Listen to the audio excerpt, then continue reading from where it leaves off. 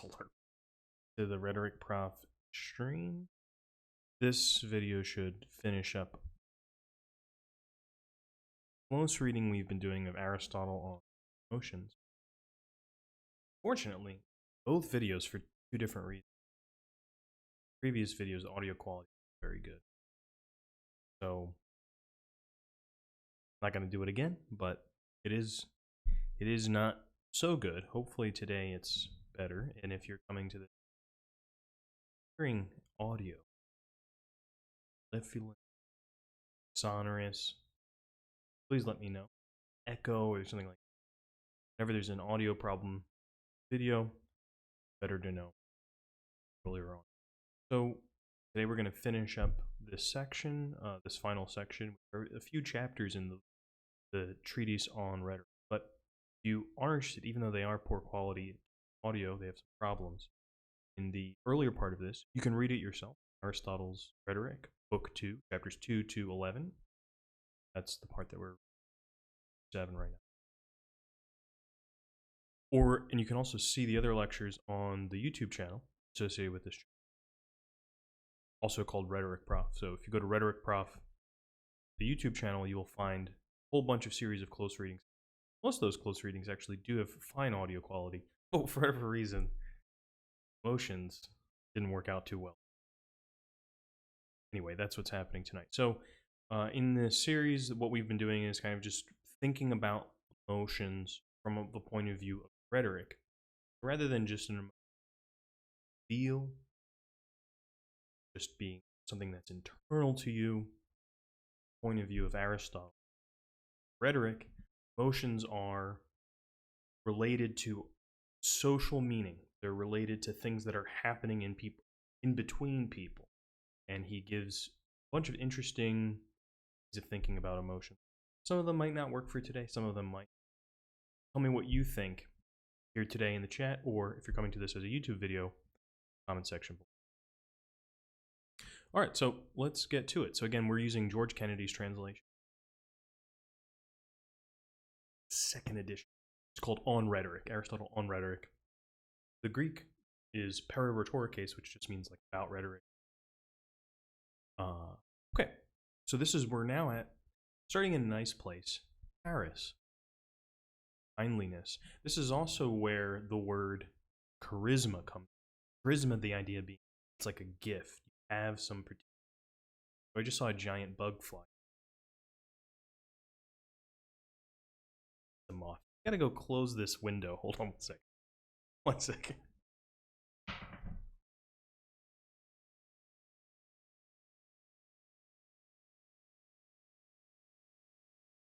So, there you go. I was gifted.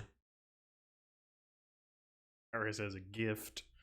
And I was gifted with moth, which may fly into the frame at some point. See it. Anyway, so charisma comes from that idea. Charity, often also through Latin, caritas, comes from this idea. So it has a bunch of meanings that might be familiar to us, but it doesn't mean just kindness. Probably he gives grace as one of the translations. If you think about grace as something that you can give to something, rather than like a graceful dance, grace almost like the way that you give something. That might be closer to it. It's hard to quite capture the meaning of it, but maybe it'll become clearer as we read through it. Okay, so the definition of kindliness. To whom people show kindliness and for what reasons, state of mind will be clear to us. Find charis. Let charis, in the sense that one is said to have charis, be defined as a service to one in need, not in return for anything, nor that the one rendering the service may get anything but as something for the recipient. And if you're coming to this is the first one. We talked a lot about in friendliness, which was a different category than here kindliness. What's the difference between kindliness and friendliness? In friendliness, he defined friendliness as wanting the same things. I want for my friend the same thing that they want. But here, it's a little different. Maybe that's something to keep in mind. What's the difference between friendliness? Charis would be great if the recipient would be great. It would be great. He means like great in magnitude, would be great if the recipient is either greatly in need or in need of what is great and difficult to get. Or in times of crisis of this sort, if the giver is the only one, or the first, or the one who can most confer. This is very interesting. We're beginning very much outside of the realm of feeling. We also talked about pity too. This isn't like pity. Different. It's that the greatness of this charis, this pathos, comes from the need of the other person. How great is their need? How great is their need? Different. Now that rather than something inside it. Needs are desires. And among desires, especially those accompanied with pain because of something not present. Longings. What is all sorts of fuzzy things. I have a longing to get rid of that. Longings are such things as love and those things felt in sufferings and in times of danger. For one who is in danger and one who is in pain longs. Interesting. I wonder. I'd have to go check the original. I wonder what the word is here for longing. Oh, it says right there. Epithymia. My pronunciation. But it's interesting to think about danger and pain as something that involves a desire. It involves a desire for it to stop. But Aristotle still thinks of that as desire. Thus, those who stand by someone in poverty and those in exile exhibit charis, even if their services are small, because of the greatness of the need and their having shown kindliness at the opportune time. For example, the person who gave the mat in the Lyceum. Okay, we don't know that story. That would have been really common, so we can go back to the note. The incident is unknown, so we still don't know. Lurking while half asleep at 4:20 a.m. Aliens. That is insane. 4:20. First of all, how's it 4:20 a.m.? That's a strange time difference because it's 6:50 right now here. You should go to bed. Don't worry about me. But always glad to have you around if there's some reason that you can't go to sleep. But I wouldn't want you to lose sleep for this. You can always watch. That was a very mixed message I just sent you. Like there were 5 different ways of thinking. Okay. Either knowingly or not knowingly, and in both cases, there is something. Both cases, there is a return for something, and thus it would not be charis. So charis is this kind of giving without exchange, but it's also not the kind of giving that's in friendship, because even in friendship, there's this kind of exchange of friendliness. Charis is more like almost like sacrifice, kind of like sacrifice, but it's also kind of like solidarity. For me, it kind of falls somewhere in between, participates more in one or the other. And the matter should be considered in terms of categories. For charis is either determined by substance or quantity or quality or time or place. And this is Aristotle doing Aristotle stuff, because these are all relate to categories, which he wrote a whole treatise about. And he had 10 or so of these categories. And in fact, that's where we get the term categories from, is from this Aristotelian idea. But that's for a whole nother stream. Hard to understand what that means, but that's okay. And it is a sign of unkindliness if a small service is not rendered, and if the same or greater services are rendered to enemies. For it is clear that in neither case do they do these things for our sake. So if you're not willing to do even a small favor for your friend, or for someone who's just a stranger, and then you do the same thing for someone else that you don't like a snub, Or it is a sign of unkindliness if knowingly someone renders a service of little value. For no one admits of having need of what is of little value. This finishes the discussion of being kindly or being. This is a very weird, short one. Oh, it's plus 30, UTC plus 5. I guess it's not weird, but I like how you also keep changing your font color. I don't know how you're doing that, but or maybe you're not doing it and it's just like something that's happening. I like this last line, though. This is the thing I like to think about. It is a sign of unkindliness if knowingly someone renders a service of little value. For no one admits of having need of what is of little value. So let's say you need something, but what you need is just a little bit. Something. And maybe you feel shame even needing that. And so weirdly, Aristotle's saying it can be a kind of gesture, unkindliness, to give someone the thing that they need. In this case, where let's say you give somebody, sometimes I'm trying to think of some examples. This might be an example of when like you give somebody like a very small amount of money. Like whether they need it or not, it's kind of making it seem like they need it. And that can be a sign of disrespect. Very interesting little bit there. I don't think the rest of the conversation on Charis is that interesting. Pity is an interesting one. This is chapter 8, Eleos, or pity. And as Kennedy notes here, this is also discussed in the Poetics, which is the part of it that survives to us, is the part about Greek tragedy. It's mostly about the comedy is lost. Umberto Eco wrote a novel in the name of the Rose, in which the lost part of Aristotle's Poetics, which is comedy, is hidden by these monks. Pages are poisoned. It's an interesting novel. But we don't really just have this one tragedy, and there he says that the emotions, the catharsis that you get, is coming from two emotions, primarily pity and terror. So it's interesting to think about pity as an emotion you would have in the theater towards the tragic hero. Not Odysseus. Definitely not Odysseus. He's only in the comedy. Oedipus, for instance, given what he says about pity here, is a chameleon. That's pretty clever. I like it. I think I'm pronouncing it good. Not cham. The definition of pity.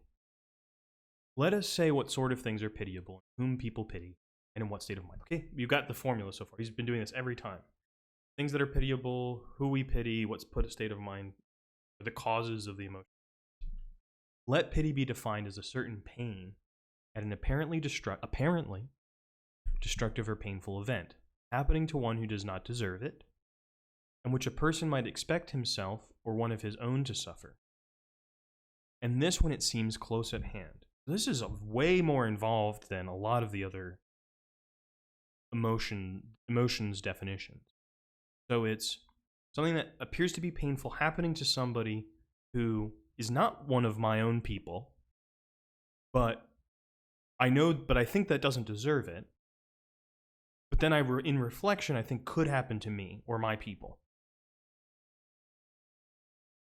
For it is clear that a person who is going to feel pity necessarily thinks some evil is actually present of the sort that he or one of his own might suffer, and that this evil is of the sort mentioned in the definition, or like it, or about equal to it.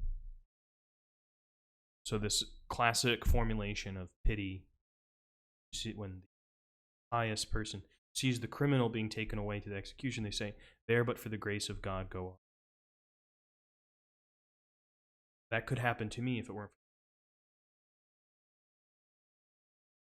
Therefore, those who are utterly ruined do not feel pity. They think there is nothing left for them to suffer, for they have suffered. Someone who's like been through everything. Like, I'm not going to pity you. It's happened to me. I've seen it all. Nor do those thinking themselves enormously happy. They demonstrate insolent pride, hubris, and stuff. So people who are kind of at the extremes of despair and joy can't feel pity, because it's those other states put you at too great a distance from the people that are suffering. It's interesting that from suffering you could also become callous, suffer so profoundly, no longer have any pity for others. Pity has a definite negative connotation. recommends the song "How Much a Dollar Costs," Kendrick Lamar, which talks a little bit about this. I love that song. I like Kendrick. I think you're right.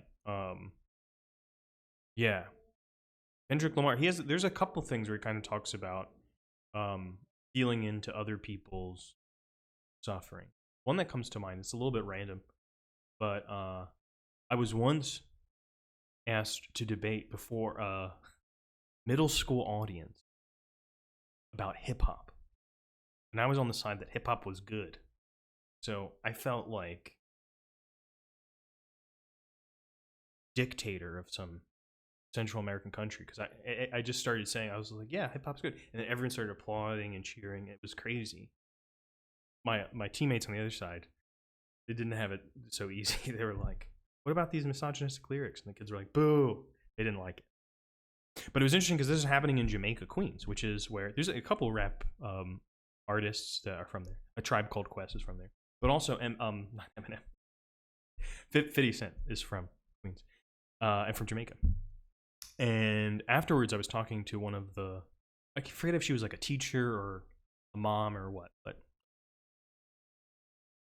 yeah, I grew up on the same block with him. Like he grew up on my block. And when he got out of here, made all his money, he was famously shot a bunch of times. He like got his mom a mansion out on Long Island or something, but he didn't give anything back. And that's one of those things. It's like that sign of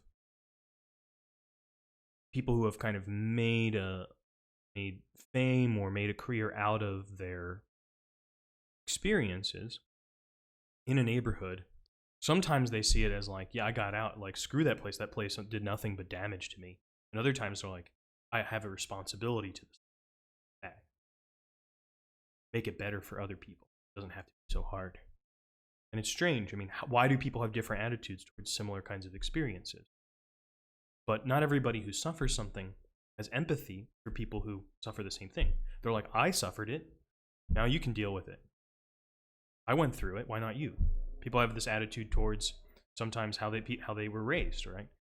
I got beat when I was being raised, so why should my kids have any different? That kind of attitude that some people have. Okay. So if they think all good things are actually present, clearly they also think it is not possible. Evil. So the state of mind for those who feel pity. How does it change how we think? I'm glad that you like Kendrick Lamar too, Aliens. Maybe we could talk about him in future, in the other streams too. The kind of people who think they might suffer are those who have suffered in the past and escaped, and older people because of their practical wisdom and experience, and the weak and those who are cowardly. Those who have been educated, they are discerning. I mean, what a strange group that he's brought together here of the kinds of people who feel pity. People who have suffered, though we've talked about the exception, right? Suffered so profoundly that they have no might. People who have suffered and escaped. People who are old because they've just seen a lot of stuff. People who are weak because they're afraid that it could happen to them. People who are cowardly. Very interesting. And people who have been educated. Those different attitudes, those different identities, all can result in the same attitude for different reasons. And he gives the different reasons why each of those might be the case. Also, those that have parents or children or wives, for these are their own and subject to the sufferings they have been mentioned. Now, I don't love this gesture, but you hear it a lot when politicians say, something happens to a woman that becomes like a matter of public dispute, and they're like, I have a daughter. I have a wife. You can see that this formula of pity still is operative. That people even publicly admit or try to show that they have pity by reminding people of the way that they would experience that were it closer to them. Were it to happen to them or to them. Kind of weird. It's kind of a weird thing, isn't it, that people say? But this is what Aristotle's talking about. And those who are not in a courageous emotional state, for example, not in a state of anger or confidence. Remember, Hobbes defines anger as sudden courage, nor in one of violent insolence. These people, too, take no account of suffering anything, nor conversely in a state of extreme fear. For those who are scared out of their wits do not feel pity because they are so taken up with their own suffering. Welcome to the stream. We're talking about pity. Let me know what you think about pity in the chat. We're reading some of Aristotle's thoughts.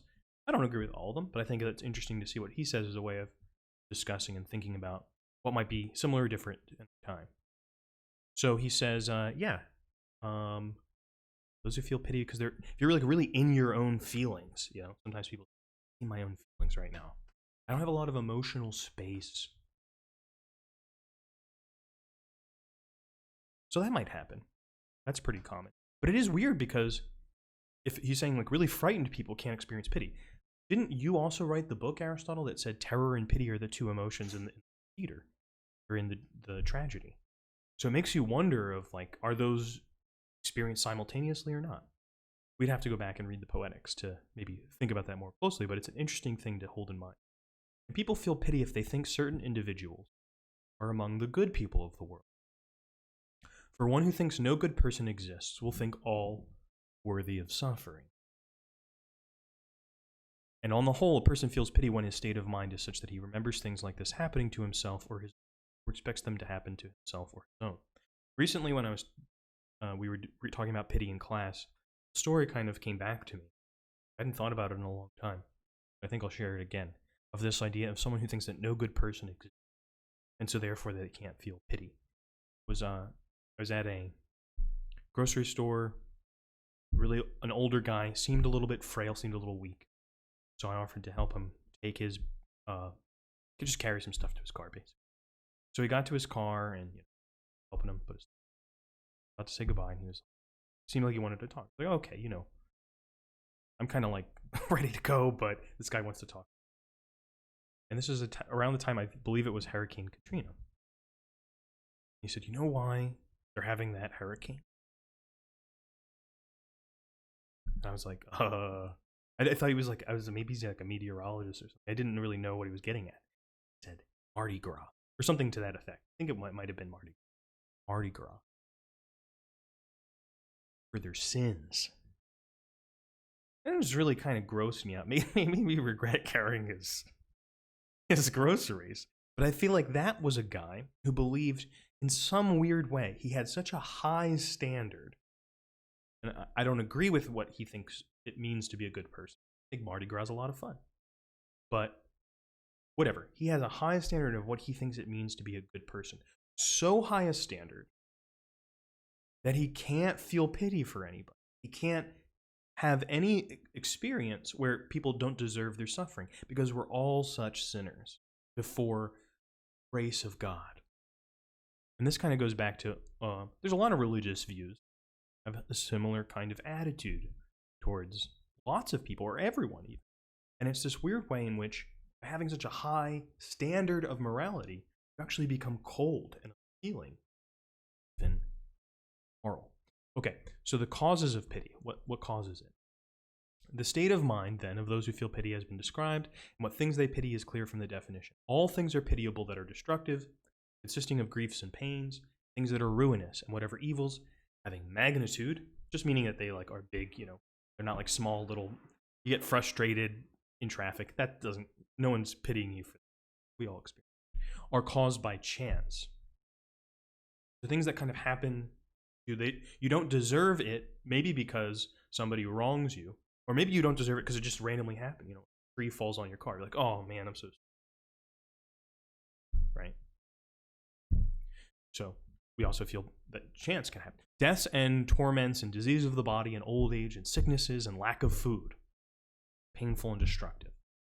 The evils of which chance is the cause are lack of friends. Well, is it really all chance, Aristotle, lack of friends? Depends. Some people are really lonely. I think a lot of people are lonely. Loneliness is not one of the emotions that he puts in here. Interesting to reflect on. Aliens also recommends the book A Man Called Ove. I actually don't know that one. I'll have to check that out. A Man Called Ove. Maybe you can give us like a few lines on what it's about. But I wonder why Aristotle thinks lack of friends comes from chance. Like, how could that possibly be? Interesting. Scarcity of friends. Lack of friends, scarcity. Thus, too, it is pitiable to be separated from friends and companions.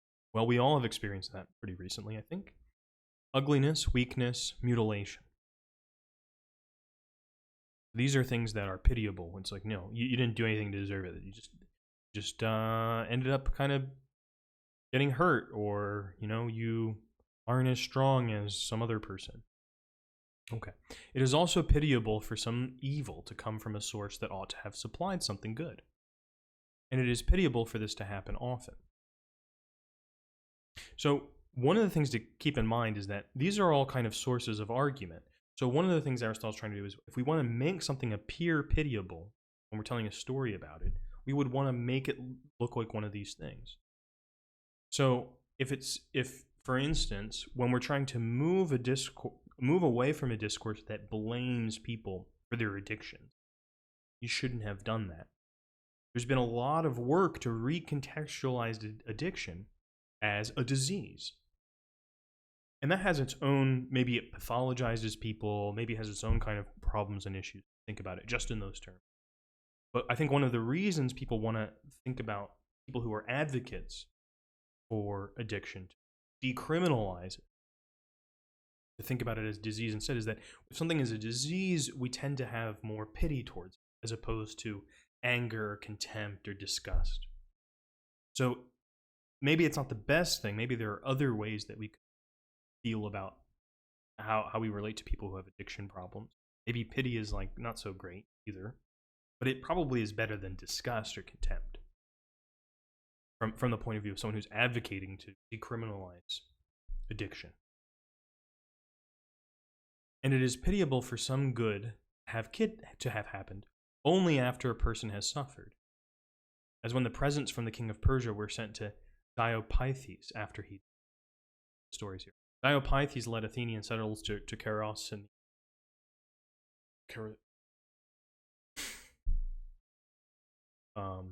you're going to give us the description of good reason.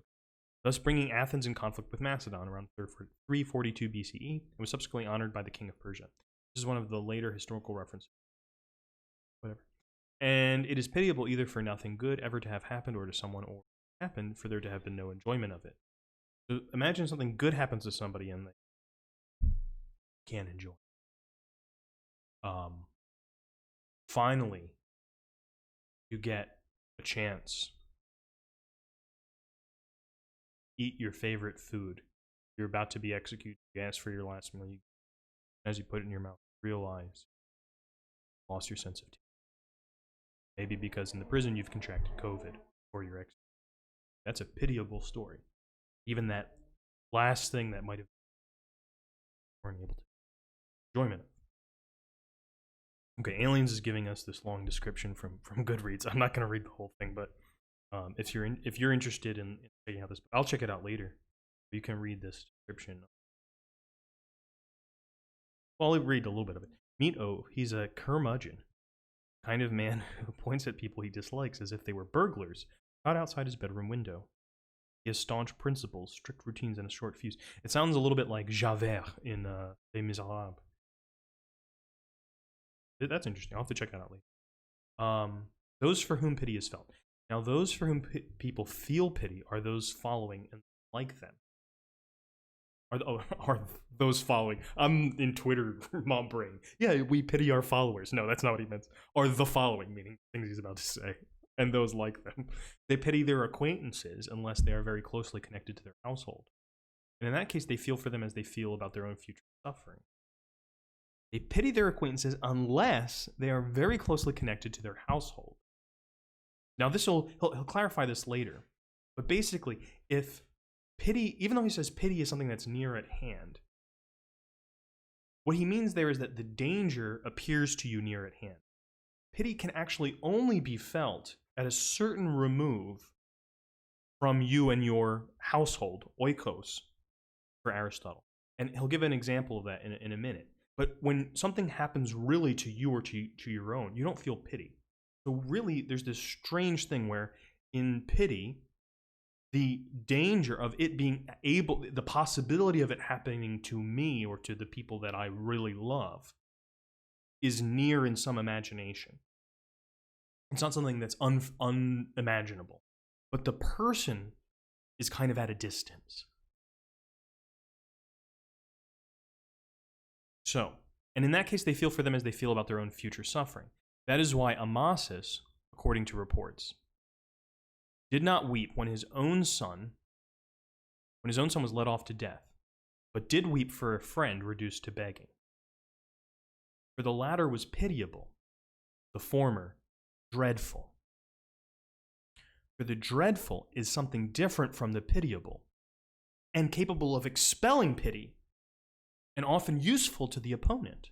I mean, and again, he's imagining like a competing stories here in a courtroom, right? So the opponent here is not some person in the story. The opponent is someone who's telling a different version of the story. For people no longer pity when something dreadful is near themselves.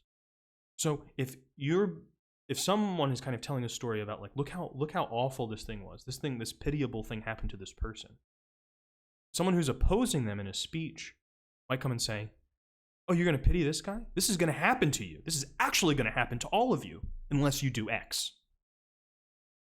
And that would change people's orientation.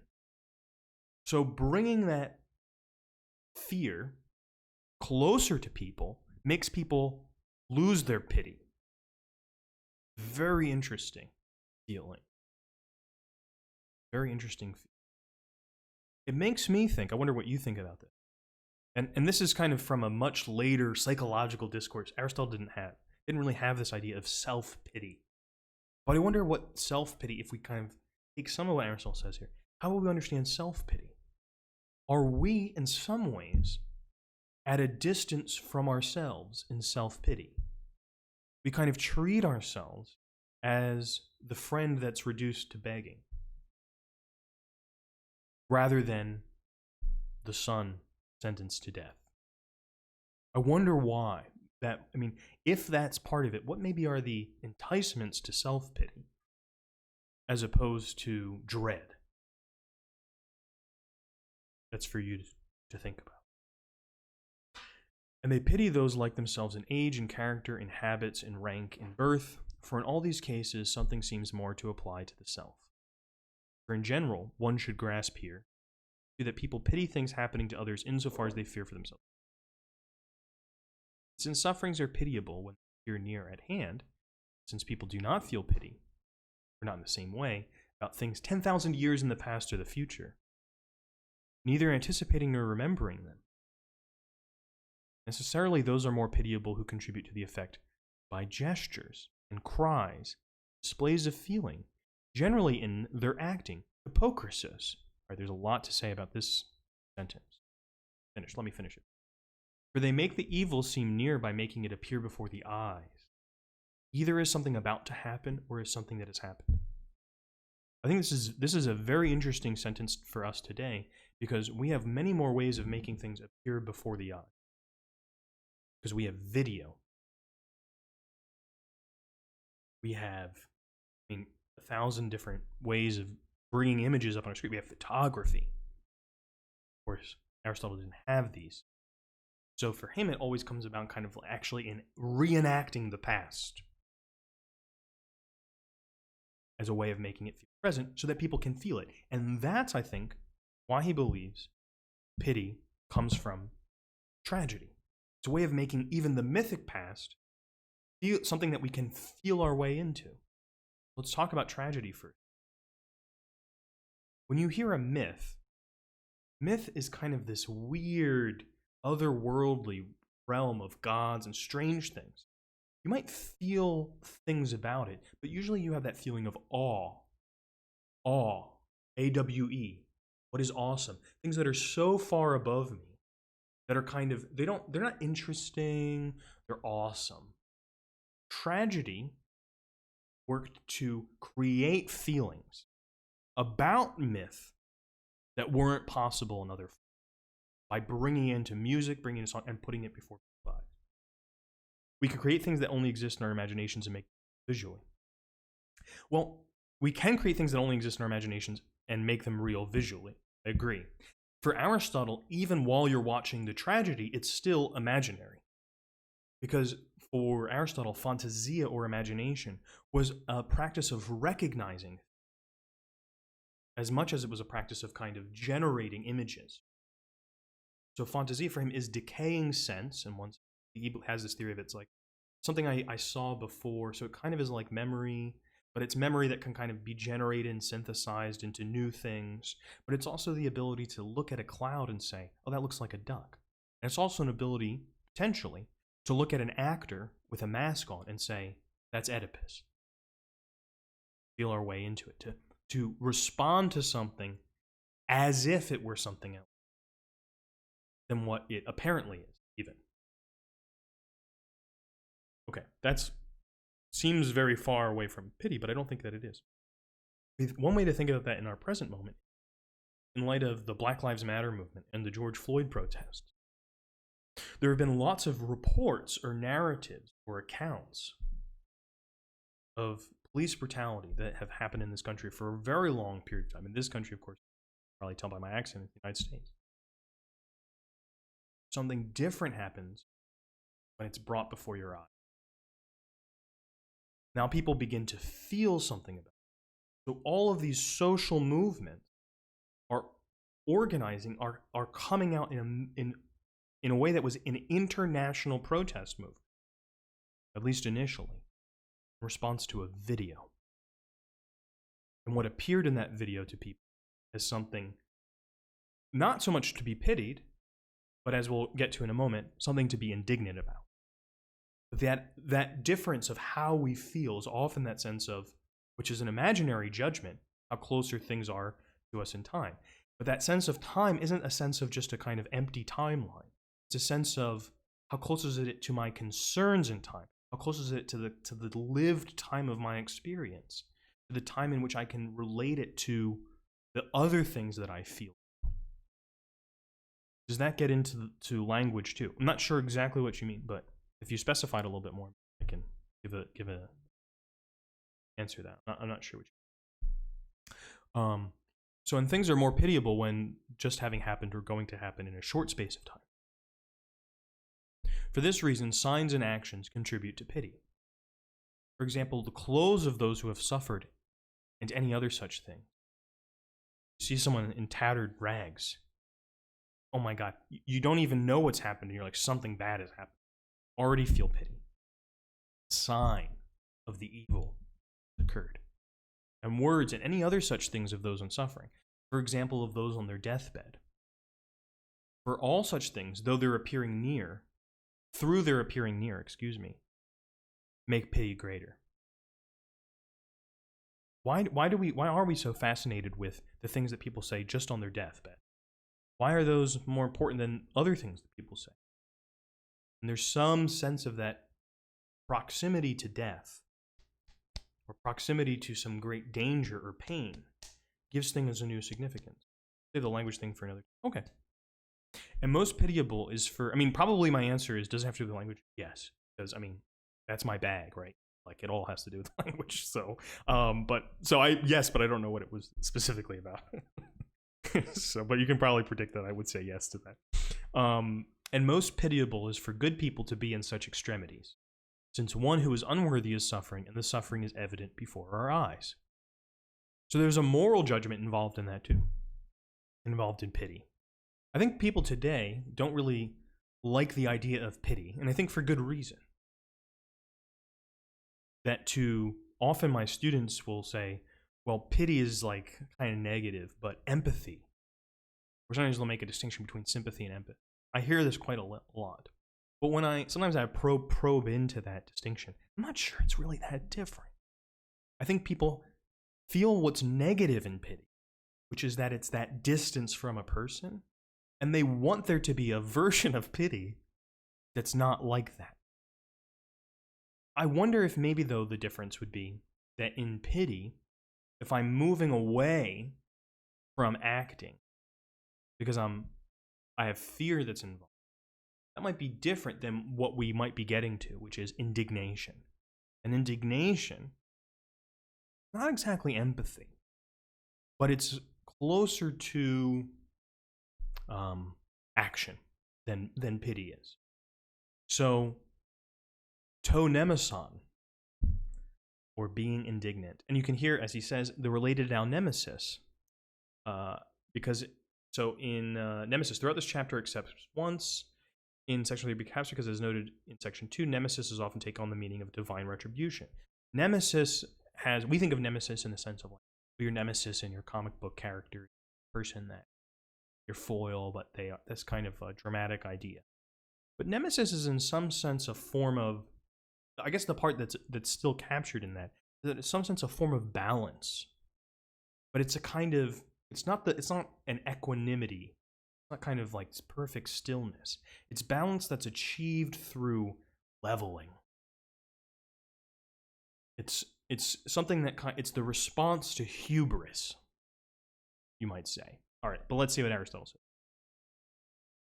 Definition of being indignant. We're almost at the end here. Definition of being indignant and its relation to other emotions. Aphe. On the other hand, what is most opposed to pity is what people call being indignant. For it is in some way opposed to feeling pain at undeserved misfortune, and being pained at undeserved good fortune arises from the same character, pity. And both emotions are characteristic of a good character. So he thinks that these, like, if you feel pity and indignation, that probably means that you're a good person. Okay, I mean, I don't know, maybe. For it is right to sympathize with and pity those who suffer undeservedly, and to feel indignation at those who undeservedly fare well. For what takes place contrary to deserts is unjust, and thus we attribute being indignant to the gods. Attribute being indignant to the gods. The gods see who is owed what. So Aristotle has this kind of idea of justice as everyone getting what they deserve. And he talks about this a lot in other works, in Nicomachean Ethics, for instance. And there's different forms of justice. Well, how do you determine what people deserve? He's like, sometimes it's a geometrical proportion, sometimes it's an arithmetical proportion. It's a pretty interesting theory of justice, to be honest.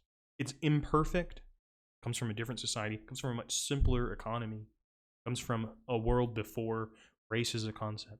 So, it lacks a lot but one of the things I think is interesting about his theory of justice is that it does relate to emotion.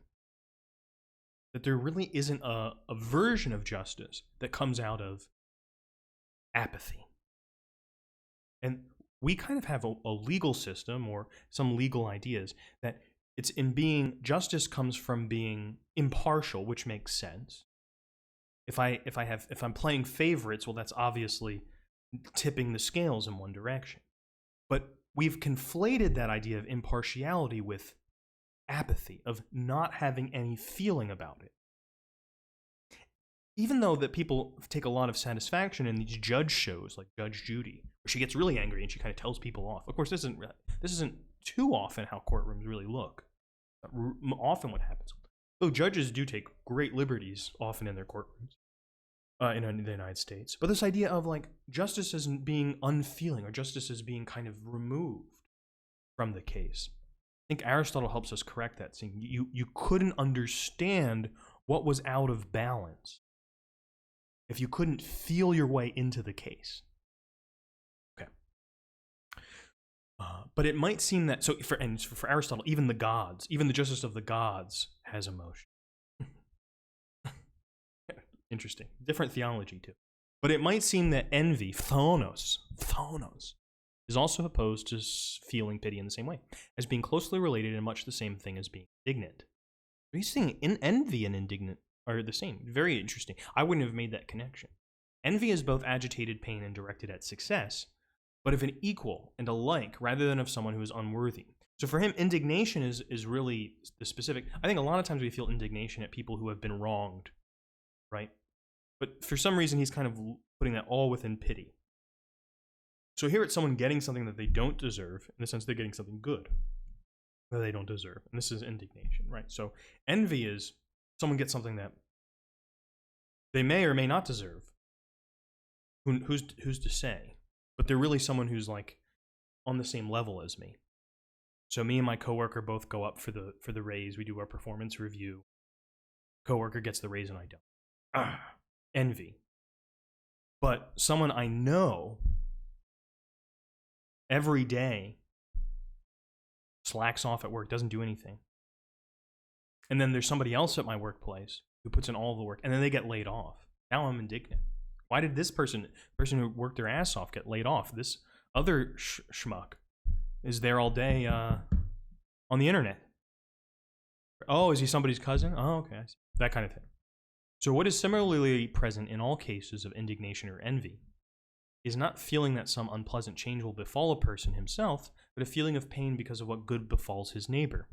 For it will be neither envy on the one hand nor indignation on the other, but fear if the pain and agitation are present, because he thinks some bad thing will come to him as a result of the other person's success. So let's say an enemy of yours becomes your boss. You're not like indignant about it. You're like, oh no, this is bad news. Like, I could get fired. Yeah, different feeling. I think that maybe life is a little more complex than what Aristotle puts out here, but generally speaking, I do think that that's right. I do generally think that the fear will dominate over the indignation. It is evident that opposite feelings will also allow these reactions. For one who is distressed at undeserved misfortunes will take pleasure or be unmoved by misfortunes of the opposite sort, deserved. So some people felt that Trump deserved to get COVID, and they took great pleasure. Now, that might not be the most elevated of feelings.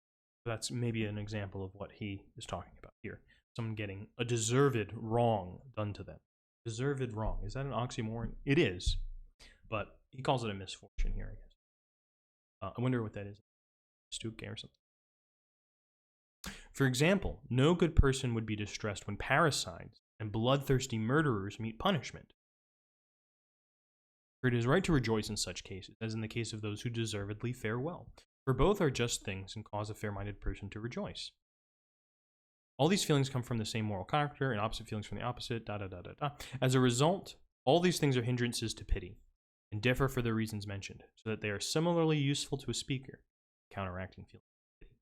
So if you want people to feel pity, go back to those sources. If you want to do the opposite, one thing you can say is, no. They deserved what they got.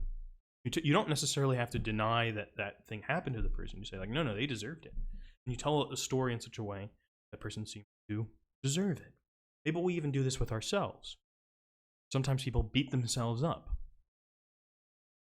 They tell a story in such a way that even the bad things that happen to them by chance, they say, well, I deserved it because I did something bad to my mom years ago. I should feel okay.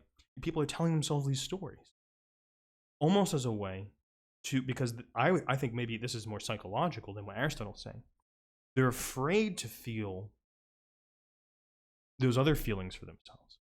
And so they keep those feelings away, and the only way that they can effectively keep those feelings away is through these negative feelings that have their own problems. Okay, those toward whom indignation is felt and its causes. First, then let us speak about being indignant, at whom people are indignant and for what reasons and what state of mind. Then, after this is about the other emotions. Former is evident from what has been said.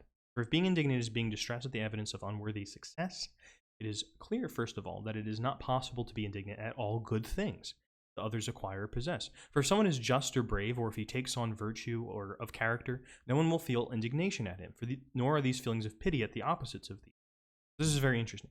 If the whole point is that something good happens to you that you don't deserve, things that are necessarily like virtues, you can't say, oh, you don't deserve to be virtuous.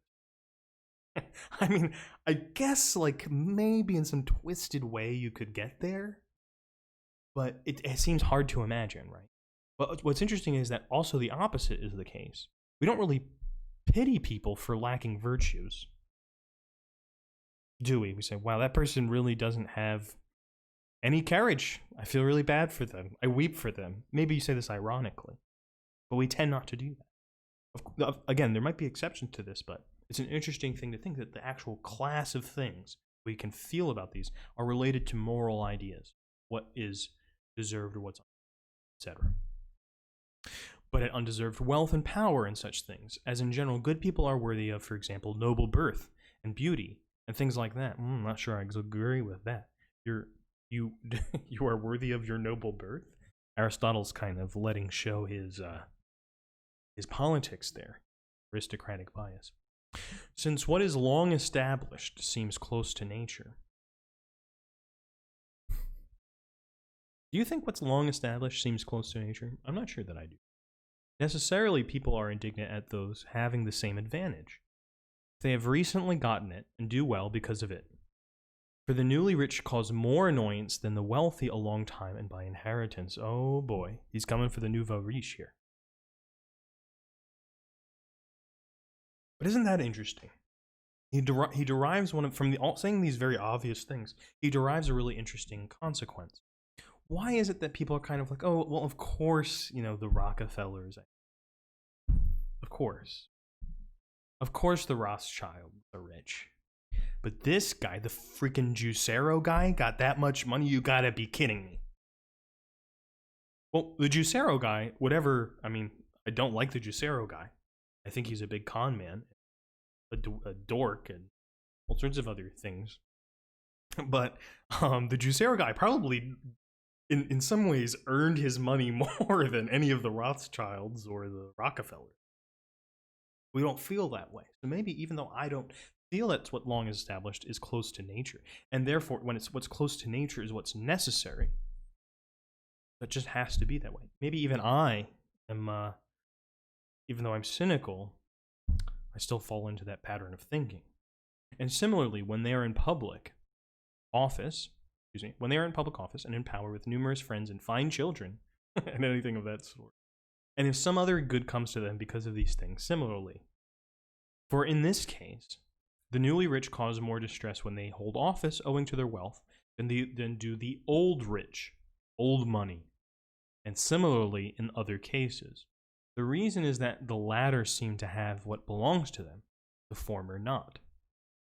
Very weird. For when something such as inherited wealth has always been evident in this way, it seems truly to belong to those who have it, with the result that others seem to have what is not their own.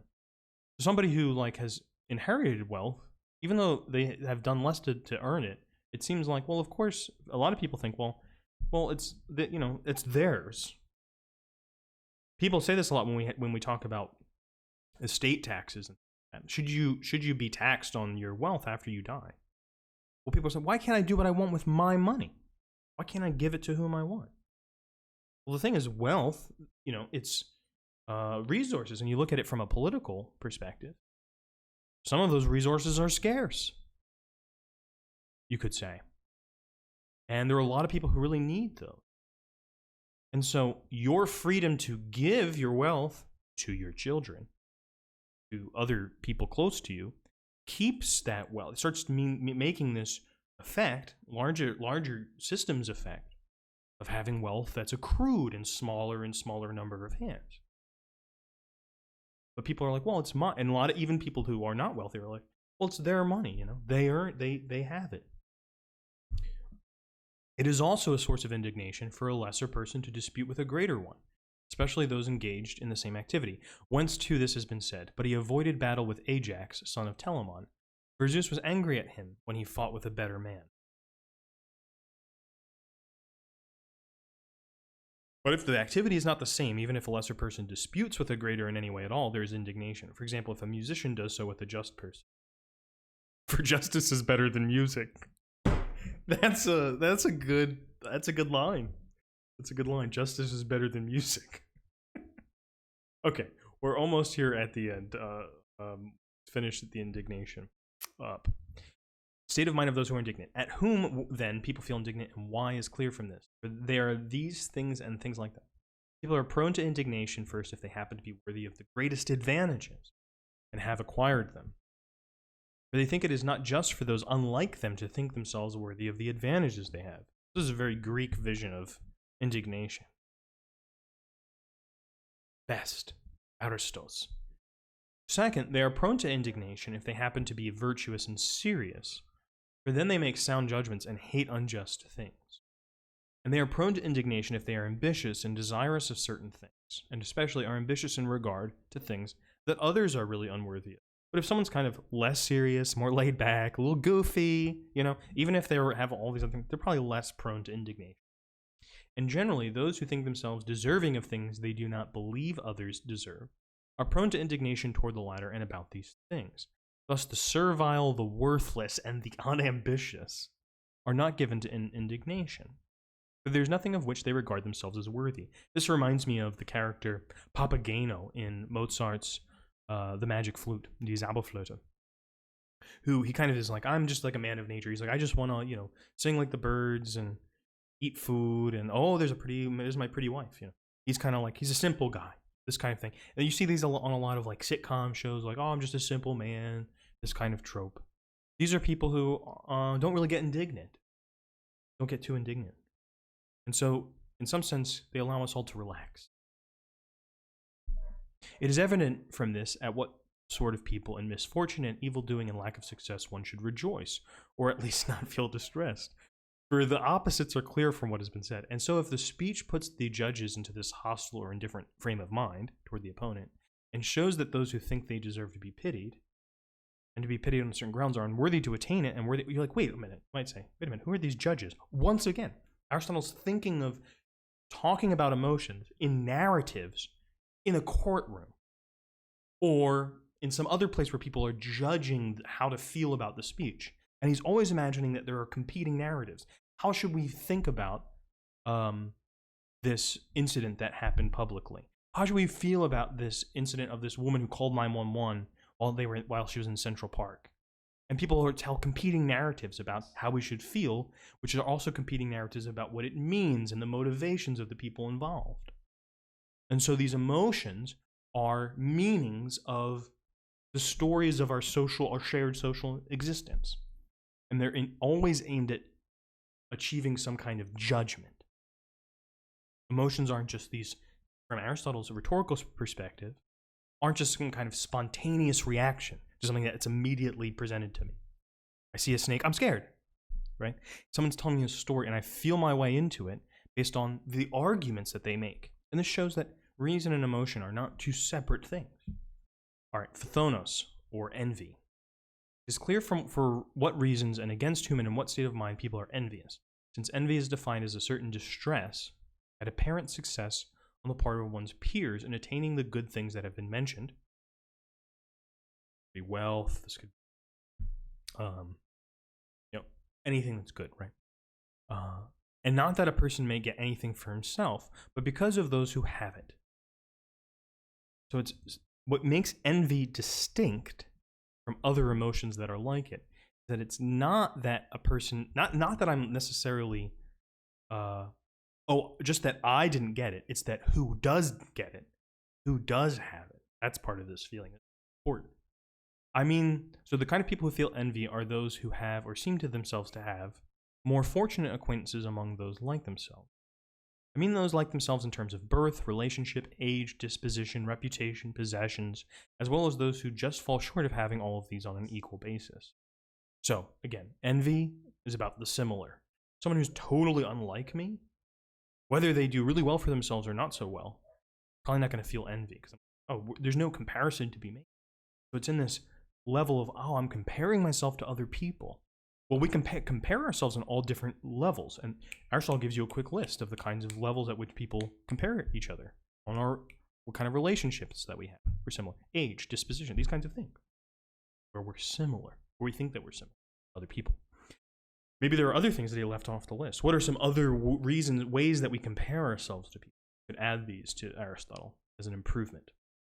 Therefore, those who do great things and are fortunate are envious, for they think everybody is trying to take what is theirs. They took our jobs. And those are envious who are exceptionally honored for something, and especially for wisdom or happiness. Exceptionally honored. And the ambitious are more envious than the unambitious. Somebody's like, good for them, whatever, I don't care. I'm happy with my job as but someone who's like wants to climb the ladder, like every little, word from the supervisor. God, can't believe. And then they're like hyper attuned to that. They're way more plugged into all these little moments of honoring and dismissing people than someone who's less ambitious. And those are envious who are wise in their own conceit, for they are ambitious for wisdom. Oh, that's nice, Aristotle, that you believe that. Good for you. And on the whole, those fond of fame in some way are envious in that regard. And the small-souled, pusillanimous, are envious, for all things seem great to them. I like this idea of the small-souled. He talks about magnanimity and pusillanimity. These are the Latin words big soul, small soul. Pusillanimous person, they kind of they actually end up seeing everything from like the point of view of a child. You know, when you're a child, you see everything as being really big. You go back to the park when you're a child, you're like, oh my god, I thought that this was huge. It's just this little swing set, fireman's pole or whatever. Imagine living your whole life like this, and not in terms of the actual sizes of objects, but in terms of what's important. Like, oh, did they give you an extra slice of cake? You know, these things that shouldn't be important, people make important. Make a mountain out of a molehill. That kind of person. They're pusillanimous. Everything seems. The good things that people envy have been mentioned. For almost all things that cause people to love fame and honor, whether deeds or possessions, make them desire attention, and whatever things are the gifts of fortune, are almost all of them objects of envy, and especially those that they themselves desire or think they ought to have, or things they possess only slightly more than others or slightly less. It is evident, too, whom people envy, for these have been just now stated. Remember, these are Aristotle lecture notes. Werner Jaeger established this, so you know it's very repetitive. It's not like, and they envy those they rival, for they rival those mentioned, feeling the same way toward them and on the same grounds. But no one rivals people 10,000 years in the future. Interesting. Or dead, nor those who live at the pillars of Heracles, using the Greek pronunciation here, nor those that see, nor those they or others regard as inferior or much superior. So basically he's saying rivalry always requires some kind of proximity. In fact, it requires every kind of proximity. People who live at the pillars of Heracles, that means that like at the other end of the world. And I wonder, you know, that sense of distance that we have today, maybe there's a lot more proximity. So there's like a greater sense of rivalry all over the world because it can be proximate to anybody. We have these screens again, we can talk to each other from different countries. That has good effects, but it also might have negative ones. I don't know if you've experienced anything negative on the internet. Okay. But the idea that if someone I think is like way superior to me, if I like lose a chess match to a grandmaster, wow, that was just an honor to be able to play them, right? Or if someone's like a beginner at chess and I beat them, I'm not gonna be like, yes, yes, if I like beat a kid, you know, like that's embarrassing. It's embarrassing to celebrate that much. There's that sense of proximity, that judgment of who's near me in whatever thing I'm competing in. This is the source of the saying potter against potter. And people are envious of those who have acquired something or been successful. These two are near and the like. Clearly, they do not attain this good because of themselves. So distress at this causes envy.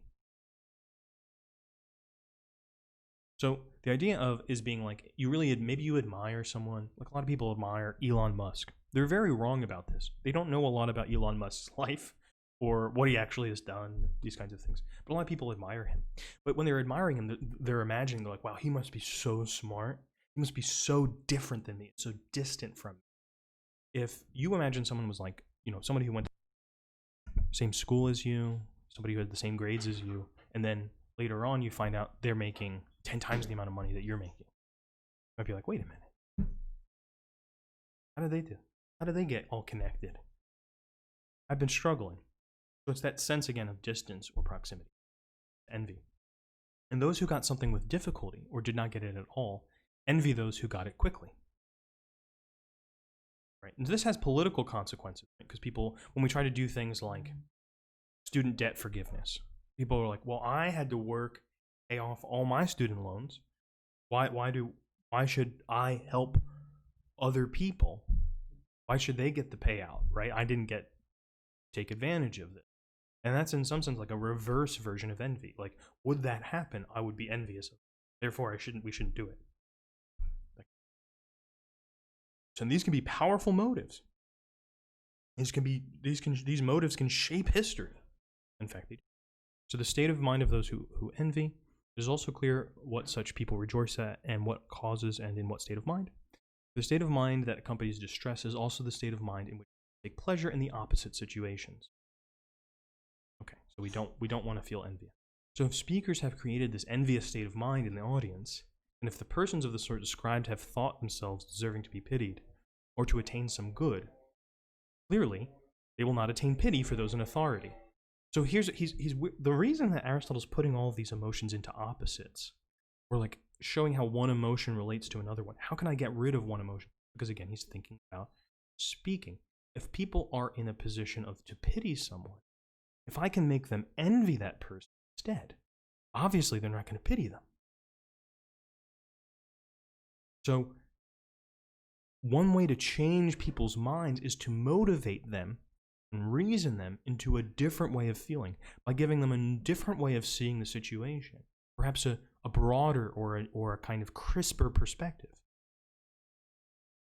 Don't pity Elon Musk for the fact that Tesla stock went down. Look at all the things that he did to create that. And in fact, look at all the things that he did, that he got, that you don't have. And I try to generate envy. That would take the place of pity. Okay, so emulation, zelos. This is more that what we're talking about. If we emulate someone, admire them, that kind of thing, they feel distant, more distant from us. If emulation is defined as a kind of distress, is very already kind of interesting, at the apparent presence among others like him, by nature, of things honored and possible for a person to acquire, with the distress arising not from the fact that another has them, but that the emulator does not. So here the difference is, in envy I'm distressed that you have something. In emulation, I'm distressed that I don't have it. Now, is that just playing with words? Aristotle's saying it's a completely different feeling, and he's going to explain to you why.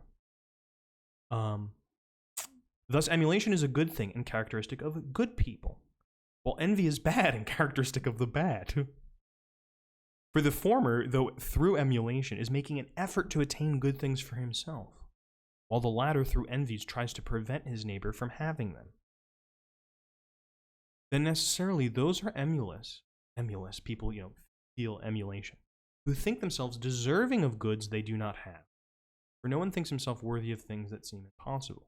For the reason the young and the great-souled, magnanimous, are emulous, and also those are emulous who possess such goods as are worthy of men.